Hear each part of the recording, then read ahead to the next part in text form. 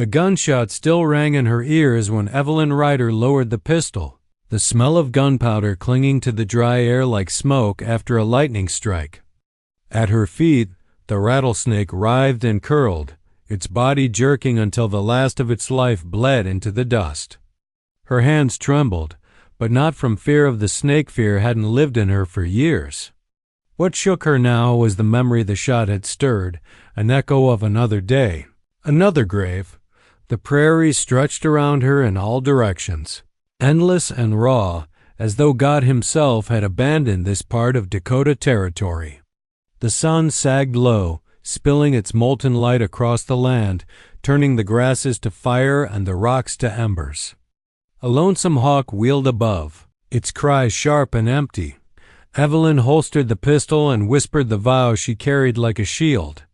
"No man will have my heart again. Not now. Not ever." 10 years had passed since that vow was born.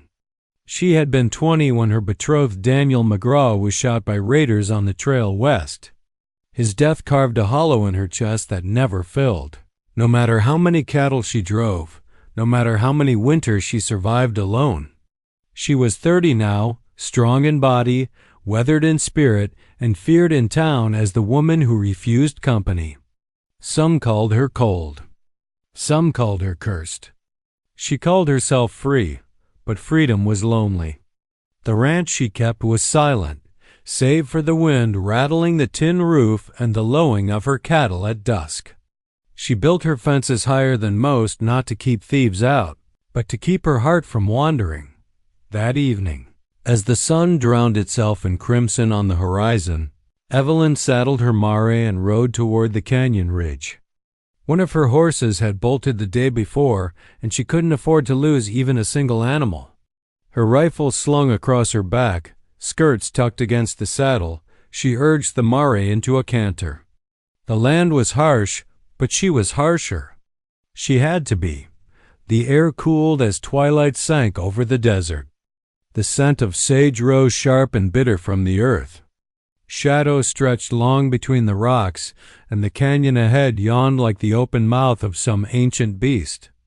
Evelyn tightened her grip on the reins. She hated riding this late, but necessity pushed her forward. That was when she saw him dot at first. She thought it was a trick of the fading light, a dark shape leaning against the trunk of a cottonwood tree. But as she drew closer, her mare whickered nervously, ears flicking back. Evelyn reined in hard, one hand reaching for her rifle. The figure stirred. A man, tall, bare chest gleaming with sweat and blood. Long black hair tumbled over his shoulders like the feathers of a raven. His eyes, God, those eyes caught hers with a fire that made her heart falter. She saw pain there, yes, but also defiance, an untamed spirit that belonged to no cage. He tried to rise, but his knees buckled. That was when she saw the wound his shoulder torn by a bullet, blood running down his arm to soak the earth. He leaned back against the tree, breathing hard. Each rise and fall of his chest a battle dot, an Apache dot. The word rang like thunder in her skull. She had heard stories in town, raids, stolen cattle, barns burned in the night. To be found aiding one was to invite ruin. Yet here he was, flesh and blood, wounded and alone, staring at her not as enemy or prey, but as though she had trespassed into his soul. Evelyn's first thought was to ride away. Let him die. It wasn't her fight. But her second thought, unwelcome, unrelenting, was of Daniel, of the blood that stained his shirt the day she lost him, of the helplessness she felt as he slipped through her arms. Her jaw tightened. "Damn it all," she muttered, swinging down from her saddle. The Apache's gaze never wavered as she approached. No, his body sagged with weakness. He looked like a storm barely contained, ready to tear free if not for the chain of his wound. "Why should I help you?" she demanded, kneeling beside him, pressing a hand against the bleeding. Her voice shook, though her touch was steady. His lips parted, voice rough, accented, but strong. "Because you already are." The words struck her like a brand. She cursed under her breath, fumbling in her saddlebag for a strip of cloth. As she pressed it to his shoulder, blood seeped hot against her palm, binding her to him in a way she did not yet understand. Evelyn Ryder had sworn her heart would never belong to anyone again. But as she worked to keep the stranger alive beneath the dying light of the canyon, she felt a shift deep inside, like a door cracking open in a house she had long abandoned. And for the first time in years, her vow trembled. The night air was heavy with the scent of rain-soaked earth and horse sweat by the time Evelyn Ryder hauled the wounded Apache across her yard. His weight pressed against her shoulder like a sack of stone, each staggering step leaving a smear of blood in the dirt. Her Mari stamped nervously in the corral, sensing the danger that clung to the man. Evelyn gritted her teeth, her muscles screaming, and cursed herself for what she was doing. "This is madness," she hissed, adjusting her grip as his knees buckled again. "I should have left you where you fell." The warrior didn't answer. His breath came in ragged bursts, hot against her neck, but his eyes, those storm-dark eyes, remained locked on her, steady as iron. There was no fear in him, only pain and pride. That unyielding fire unsettled her more than his wound. At last, she dragged him through the wide doors of her barn and lowered him into a pile of hay. He collapsed with a low grunt, his chest heaving, blood slicking his skin. Evelyn stood over him, torn between running for water and running for her rifle. She should kill him now, end the trouble before it began. Harboring an Apache could mean her death if word got out. The townsfolk were already suspicious of her solitude, her refusal to marry, her independence. One whisper that she had sheltered the enemy, and they'd burn her ranch to the ground. And yet, she couldn't look at him and see only an enemy. Not when his blood stained her hands. Not when something in his gaze held her there, rooted like a tree against the storm. With a muttered curse, she fetched her saddlebag and pulled out a strip of linen she had meant for horsetack. Kneeling, she pressed it firmly against the wound in his shoulder. He winced but did not cry out. "What's your name?" she asked, more to fill the silence than to expect an answer. His lips parted, voice deep and gravelly, laced with an accent that twisted English into sharp edges. "Cale." She blinked. "Cale," she repeated softly, the name strange on her tongue, like a spark catching on dry tinder. "Well, Cale, I'll keep you alive long enough to walk out of here. After that, you're on your own." His jaw tightened, but he gave a faint nod. Evelyn fetched a bucket of water from the pump and returned, dipping a rag and wiping away the blood. His chest was hard as stone beneath her hand, his skin marked by scars, long, pale lines that told stories she didn't dare ask.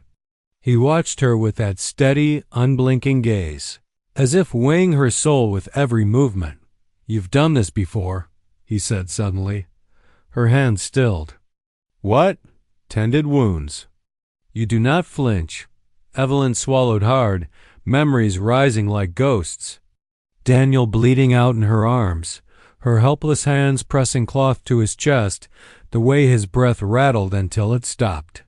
She shook her head sharply, pushing the memory back into its grave. "I've lost enough," she muttered. "I don't flinch anymore." For a moment, silence filled the barn, broken only by the shuffle of horses and the distant cry of a coyote. Cale's voice came low, almost reverent. "A woman who carries pain like that is stronger than most men I've met." The words caught her off guard. Compliments were rare in her life. Men in town looked at her with suspicion, with bitterness, some with hunger. None had ever spoken to her like she was carved from steel instead of glass. "Don't mistake survival for strength," she said sharply, though her voice lacked its usual edge. She bound his shoulder with a linen strip, tying it tight. When she leaned back, her eyes met his again. For one fleeting heartbeat, the air between them seemed to thrum with something dangerous, something alive. Then Evelyn stood abruptly, brushing hay from her skirt. "You'll stay here tonight, but at first light, you're gone." I can't risk anyone seeing you. Cale inclined his head. Though she could see in his eyes that he wasn't a man who took orders lightly, she left him there, climbing the loft ladder to her cot above the stalls. But sleep did not come easily. The night was filled with his presence, the sound of his breathing, the heat of his body lingering in the air. The knowledge that a line she had sworn never to cross had already been blurred. Lying in the dark, Evelyn pressed a hand to her chest. Her vow echoed, fierce and familiar. No man will ever have my heart again. But deep down, she feared that vow had begun to crack the moment she spoke his name. Margaret did not sleep that night. Every creak of the cabin's wood seemed like a whisper of warning, every howl of the coyotes beyond the ridge like a call from a world she had stumbled into unprepared. Her lantern had long since burned out, and still her mind raced with the image of him, the Apache warrior who had stood in the twilight like some wild god of the desert, chest bare, eyes sharp as obsidian, silent as a hawk in flight. She had not spoken his name. She did not even know it. Yet when she closed her eyes, she felt as though she could still sense his presence in the trees. Watching her, testing her resolve by dawn, Margaret decided she could not wait for fear to consume her. She saddled her mare bell with unsteady hands, the cool morning air biting at her cheeks. A thin layer of frost clung to the wild sage that dotted the trail. She rode toward the creek, where the cottonwoods grew thick and water ran silver under the rising sun. The world seemed too still, as if holding its breath, and then she saw him again. He emerged from the tree line with the same quiet grace as before, shirtless in the chill, his dark hair spilling over his shoulders. A necklace of carved bone and turquoise gleamed against his chest. He stood on the opposite bank of the creek, no weapon raised, no threat in his posture, only that intense, piercing gaze that made Margaret's hands tremble on the reins. Her voice cracked when she finally forced the words out. "Why are you watching me?" The warrior tilted his head, almost amused at her boldness. He stepped forward, the water lapping at his ankles as he crossed the shallow creek without hesitation. "Because you ride alone," he said at last, his voice low, carrying a deep cadence like stone rolling through a canyon. His English was accented but firm. "And alone, this land swallows people whole." Margaret's breath caught. She could not decide if his words were warning or promise. "I don't need your protection," she said, though the tremor in her voice betrayed her. His lips curved, not quite a smile but close. "Perhaps not. But still, you are here." She felt her cheeks flush. His presence unnerved her, yet drew her nearer at the same time, like a moth drawn to flame. She dismounted, boots crunching in the frosted grass. "My name is Margaret," she said, steadying her breath. "If you mean to haunt me in these woods, then at least let me know yours." For a long moment, he simply studied her, the morning wind tugging strands of his hair across his face. At last, he placed a hand against his chest. "Ketne," he said. The name rolled through her like a secret only she had been entrusted with. Before she could reply, a sound split the morning stillness, the sharp crack of a rifle echoing from the ridge above. The shot slammed into the creek, water splashing near Ketne's feet. Margaret gasped. Kaetnay reacted instantly, his hand gripping her arm, pulling her close as he spun them both into the cover of the cottonwoods. She stumbled against him, her palms pressing against the heat of his bare chest. The world narrowed to the pounding of her heart and the firm steadiness of his grip. "Stay low," he commanded. Another shot rang out, splintering bark above their heads.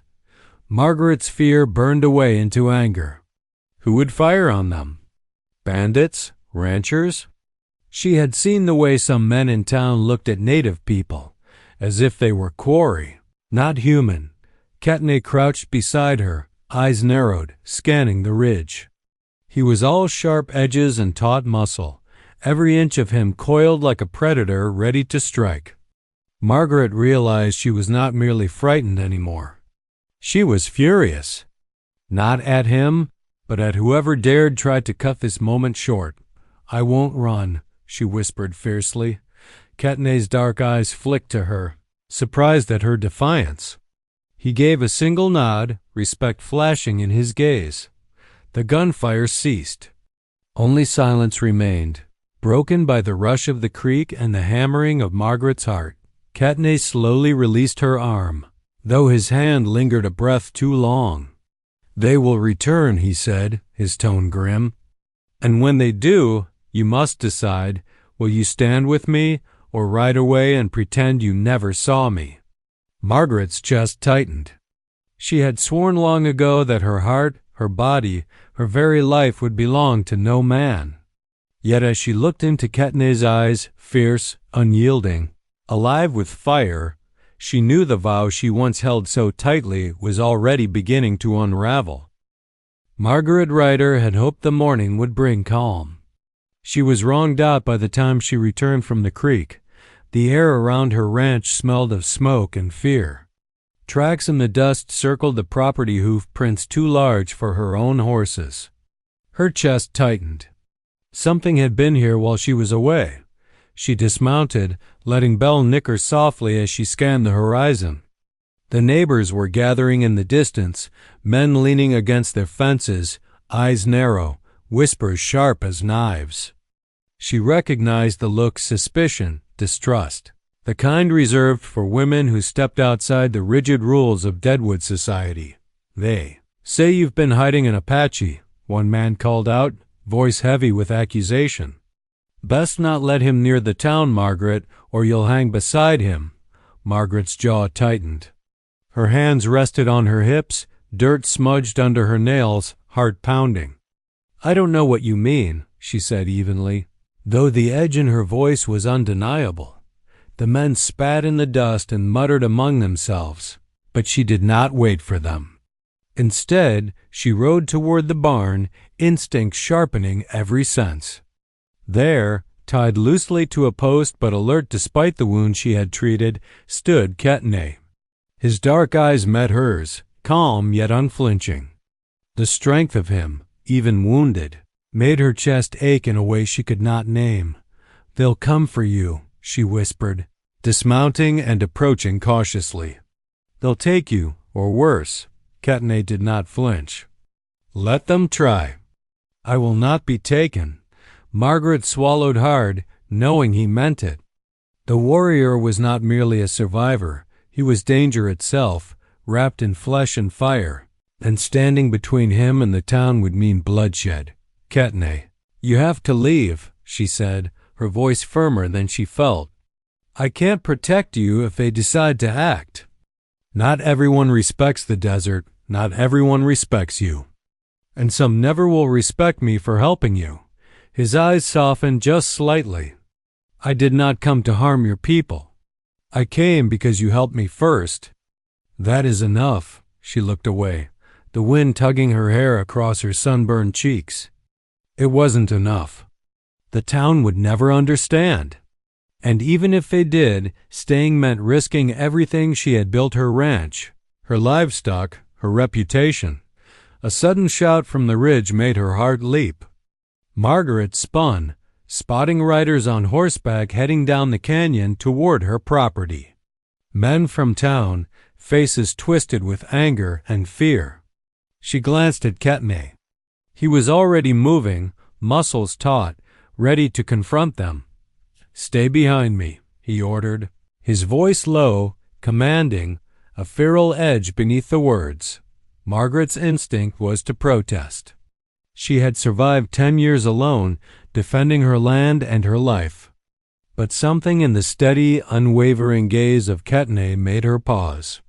There was no argument, only trust. Only the knowledge that she was stronger alongside him than apart. The riders slowed as they reached the ranch, eyes widening as they saw him. He stepped forward, chest bare, tattooed and scarred, sunlight glinting off the beads and bone of his jewelry. His presence was a storm, his gaze a lightning strike, and the men faltered as if realizing the truth too late. This was not a man to be trifled with. Margaret gritted her teeth, gripping her rifle. She would fight for him, yes, but also for herself, for the right to make her own choices in a town that refused to see women as equals. One of the men shouted, spittle flying from his lips. "You're harboring the enemy. Out, or hang with him." Ketne's hand went to his side, fingers brushing the wound she had treated. A tense silence settled, broken only by the wind through the trees and the low, measured breathing of a woman and a warrior who had faced far worse than this. Then, with a single commanding step, he moved closer to Margaret. His dark eyes never left hers, and in that glance, she understood the unspoken truth. The fight was not just for land or safety, it was for her heart. Margaret pressed herself against the ridge of the barn, the scent of hay and earth mingling with the tension in the air. She had sworn her heart to no one. Yet the moment Ketne stood beside her, unwavering, she realized the vow might not withstand the weight of the wild, untamed force that had entered her life, and somewhere deep inside, a spark of something she had long buried stirred, something that whispered she was not meant to stand alone anymore. The sky above Deadwood darkened with a sudden ferocity, and Margaret Ryder felt the first chill of unease crawl up her spine. Thunder rolled across the ridges like a warning drum, and lightning split the clouds, turning the desert into a jagged canvas of silver and black. She urged Belle forward, heart pounding, as the wind whipped her skirts and sent dust and dry leaves swirling and furious. Spirals, her cattle were out in the lower pasture, grazing too close to the creek that had swollen after last night's rain. Margaret knew she had to get them to higher ground before the water rose further, but the storm arrived faster than she expected. Sheets of rain lashed her face, soaking her hair and burning her eyes. Visibility was near zero, and the once familiar trails twisted into mud slicks that threatened to throw her from her horse. That's when she heard it, a shout, fierce and commanding, cutting through the roar of wind and rain. Margaret. "Hold the herd." She blinked through the rain and saw him, Ketne, striding toward her, muscles gleaming wet and dark against the storm, long black hair plastered to his shoulders. His chest was bare, scarred, and powerful, adorned with his tribal jewelry glinting in the flashes of lightning. Each step was precise, deliberate, unyielding. Even drenched and soaked to the bone, he radiated a force that made the storm seem smaller, insignificant compared to his presence. Her heart thudded painfully, and for a split second, fear and longing collided in her chest. "I can't manage them alone." She yelled over the wind, struggling to control Belle as the other horses panicked at the rising water. Ketne's voice cut through the chaos. "Stay close. I'll take the lead." In a heartbeat, he surged forward, diving into the churning water. Margaret's breath caught. The creek had become a raging torrent, white foam whipping around him. He reached the lead cow and, with hands as strong as iron, turned it toward the ridge. One by one, he guided the animals out of the flood, the storm no match for his skill and determination. Margaret spurred her mare, trying to keep up, but Belle slipped on the slick mud. Ketne's eyes flicked to her, a brief flare of warning in his gaze. Without hesitation, he reached for her, grabbing the reins with a grip that was both gentle and commanding. The warmth of his hand on hers made her pulse leap in ways she could not name. "You'll hold on," he shouted, voice low and steady beneath the roar of the rain. Lightning cracked overhead, illuminating his face, chiseled, intense, alive with an almost feral focus. Margaret's fear melted slightly into awe. He was danger and safety wrapped into one impossible figure, a force of nature she both feared and desired. Hours passed, or maybe only minutes. Time was meaningless in the torrent. By sheer will, Ketne guided the last of the herd up the muddy slope to the dry ridge. Margaret's legs shook as she dismounted, slipping into the sodden grass. She barely noticed the cold or the rain, only the unrelenting strength of the man beside her. He turned to her, drenched, rain streaking down his bronzed chest, jewelry clinking softly with each movement. His eyes, dark and smoldering, met hers. For a heartbeat, the world fell silent except for the pounding of her heart. "You are remarkable," he said, voice low, almost reverent. Margaret swallowed hard, brushing wet hair from her eyes. She had spent years telling herself that no man would claim her heart, that she was untouchable, unbreakable. And yet, here he stood, a living, breathing storm, who had shattered that conviction with every fearless step through the flood. She began, words failing her. Her pulse was frantic, her skin flushed from adrenaline and rain. "I didn't think anyone could." Ketne's hand found hers again, brushing over her damp fingers. "You are stronger than most people know," he said, voice steady but carrying a heat that made her chest ache. "You survive. You fight. You endure," her vow whispered through her mind, bitter and unyielding. "No man will ever have my heart again." But in that moment, with the storm raging around them and the herd safe, Margaret realized the truth she could not deny. Her heart had already begun to betray her. Ketne gave her a faint, almost imperceptible smile, and she understood. The wild had brought them together, and neither of them would remain unchanged. The fire from the ranch stove flickered against the barn walls as Margaret Ryder knelt beside Ketne, tending the still fresh scrape on his side from the flood rescue. Her fingers moved deftly, wrapping strips of clean cloth around his shoulder, though her pulse raced in ways no blood-soaked wound could explain. "You shouldn't have stayed," she murmured, though she knew it wasn't entirely true. His presence, dangerous and alive, had become a tether she did not wish to sever. Ketne leaned back slightly, letting her work, eyes narrowed but gentle. "I had to. I could not leave you alone in the storm." Her breath caught. Alone. How could she explain the strange ache his words brought, a blend of warmth and fear that made her vow tremble? "You are reckless," she said softly, brushing damp hair from his forehead. "You risked your life." "For me." His lips quirked, almost a smile. "Perhaps because you risked yours for me first." They stayed like that for a long moment, the barn quiet except for the soft rustling of hay and the distant lowing of the cattle they had saved. Then, the sharp clatter of hooves and voices snapped Margaret's attention toward the door. The Apache tribe had arrived. Margaret stiffened, every instinct screaming warning. She knew Ketne's people would question his alliance with a frontier woman. They would see her as danger, or worse, a betrayal of their laws and customs. Her fingers itched for her rifle, though her heart betrayed her, pounding not from fear alone but anticipation.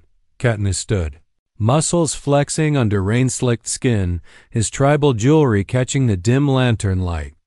The men stepped into the barn doorway, their faces dark, eyes assessing, wary. Ketne's father, tall and stern, advanced first, voice deep and commanding. "Ketne," he said, tone sharp as flint. "You bring her here?" "She saved me," Ketne replied evenly, voice carrying authority. "She tends wounds. She guided me when I could not walk. She is no enemy." A murmur passed through the gathered warriors. One of the younger men spat in the dirt. "She is of the settlers. She will bring nothing but trouble." Ketne's dark eyes swept the room, landing on Margaret. "I decide whom I trust," he said, voice low but unwavering. "And she is the one who saved my life, as I would protect hers." Margaret's pulse hammered, caught between fear and admiration. The man before her was a storm of strength and honor. Yet even he risked defiance of his tribe for her sake. Ketne's father's eyes softened fractionally, but the tension remained. "You are brave, Margaret Ryder," he said, "but this is not your world. The path you choose with my son will not be without sacrifice." "I understand," Margaret said, her voice steady despite the rising fear in her chest. But if he chooses me, I will follow. I will endure. I will fight. Whatever comes, I will not betray him, and I will not falter." The room went silent. Ketne stepped closer to her, hand brushing lightly against hers, a small, fleeting contact that spoke volumes. His father's gaze lingered on them both, weighing, testing, measuring loyalty against desire. Finally, he gave a slight nod, a concession and a warning in one. "Then I will trust my son's judgment. For now," Ketne exhaled, the tension in his broad shoulders easing. He turned to Margaret, dark eyes smoldering with something deeper than words. "You risk more than you know," he murmured. "I know," she replied, heart pounding. "And I would risk it all for you." The unspoken understanding between them was palpable. Not just trust, but something far more potent, a bond forged in storms, blood, and courage. The tribe may have come to judge, but the choice had already been made between Margaret and Ketne, between fear and devotion, between isolation and connection. Outside, the wind howled, rattling the barn doors, but inside, a new kind of fire burned. Margaret had sworn her heart to no man. And yet, for the first time, she sensed that some vows were meant to be broken not by weakness, but by inevitability. Ketne's hand found hers again, thumb brushing over damp skin. She met his gaze, and in that instant, the world narrowed. Just him, just her, and the wild that had drawn them together, unrelenting and eternal. The dawn broke with a violent brilliance over the ridge, casting the Old West landscape in fire gold and shadow. Margaret Ryder stood on the porch of her barn, wind whipping her hair across her face, eyes scanning the distant hills. Smoke curled from the horizon where the town's posse had gathered, anger and fear etched into their faces. Ketne emerged from the barn behind her, shirtless as ever, long black hair soaked from the storm days before, beads and bone of his tribal jewelry clinking softly with each step. His presence alone seemed to bend the morning light, a living force of nature. He had stood with her through flood and fury, and now they faced the culmination of it all. "They've come for you," Margaret said, voice steady despite the tightening in her chest. Ketne's gaze met hers, dark and unyielding. "And they will find nothing but truth," he replied. "We are not enemies, but if they attack, we will defend what is ours." Her pulse raced. She had survived years alone, but the thought of standing beside him in the full glare of the town's wrath made her stomach twist. Yet as she looked at Ketne, strength coiled in every muscle, determination blazing in his eyes, a new certainty filled her. She would not falter. Not now. Not ever. The posse approached, dust rising in angry clouds. A man shouted, finger pointed, voice cracking with accusation. "She's harboring the enemy. Out with him." Ketne moved in front of Margaret, bare feet planted in the dirt, chest broad, arms ready. His eyes, dark and commanding, never left hers. "You judge by fear, not truth," he said, voice deep and resonant. "She saved my life. I will protect hers. Anyone who steps against, that will face me first." The men hesitated. Some glanced at each other, unsure. The tension thickened like the desert heat before a storm. Margaret gripped the rail of the porch, heart hammering, and felt a tremor in her chest. She had promised herself no man would claim her heart, yet every fiber of her being called her to him. She stepped forward, closing the distance to Ketne, hands brushing his chest, feeling the warmth of him, the steady strength that had been her anchor through every danger. He looked down at her, and for a heartbeat, the world shrank to the two of them, the dust and anger of men falling away. "You? You stand with me?" She whispered. "I stand with you," he said, voice low but unwavering. "And not because I must, but because I choose." Her lips trembled. She had endured fear, loneliness, and loss, But in that choice, in that gaze, she found freedom she had never imagined. The flood, the storm, the suspicion of the town, all of it paled in the heat of that moment. Suddenly, a man on horseback surged forward, breaking the tense silence. Katne moved with fluid precision, intercepting the rider, his bare arms catching the reins, muscles taut, eyes fierce. Margaret's heart leapt. Together, they pushed back the threat, Katne leading with a wild, commanding energy that left no doubt he would protect her with everything. When the danger finally passed, the posse retreated, murmuring among themselves, leaving the ranch and the two of them untouched. Margaret sank to her knees in relief, chest heaving. Katne knelt beside her, hand finding hers. "Are you hurt?" he asked, brushing rain-soaked hair from her face. "No," she said softly, eyes meeting his. "Not anymore. Not when you are here." Katne's thumb traced gentle lines across her knuckles. "Margaret." His voice faltered, rare and intimate. "I never thought that someone like you could enter my life." Her own chest tightened, the vow she had carried for 10 years finally dissolving in the warmth of his gaze. "And I never thought I would trust someone completely. But I do." "You've changed everything, Katne."